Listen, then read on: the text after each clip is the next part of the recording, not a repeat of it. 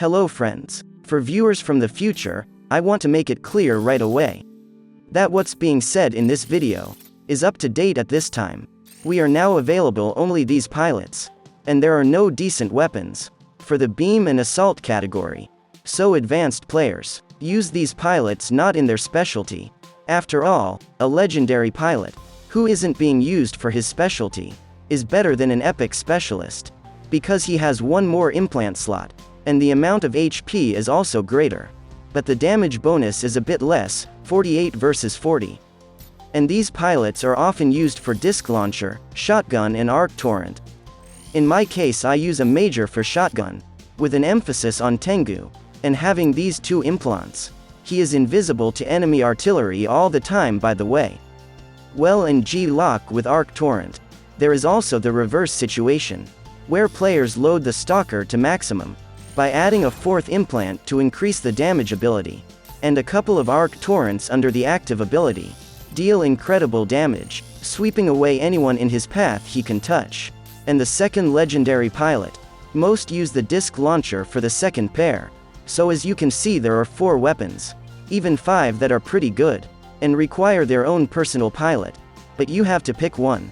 And now we're talking about the weapon for Stefania, the disc 12, the disc 16 and the Javelin 8, and 2 other guns that are absolutely worthy and necessary are the shotgun 8 and the arc torrent 12, but use the same type of pilot.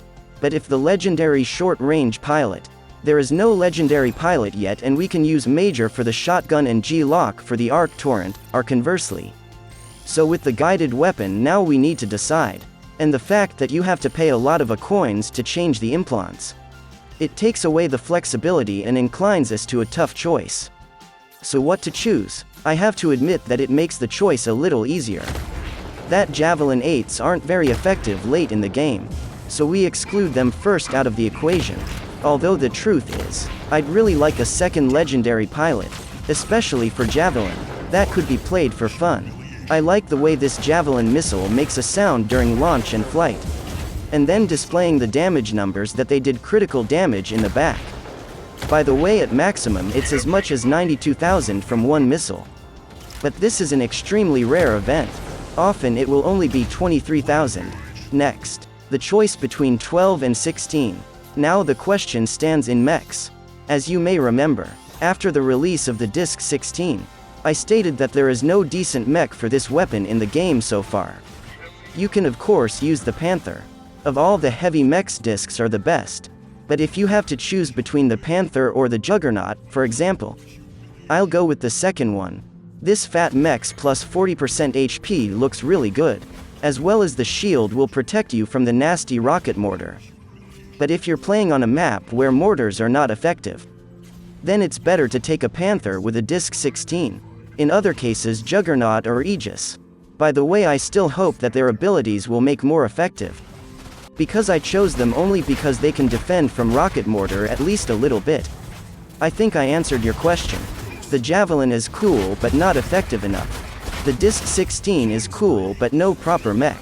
Disc 12 because our enemies are using nasty rocket mortars and need some way to defend against them with mechs that can do that. But if the developers will fix artillery and you don't have to survive against it, the situation on the battlefield could change significantly. Time will tell. Like this video, as well as be sure to subscribe to receive such informative videos. I will be very grateful to you. Thanks for watching and see you in the next video.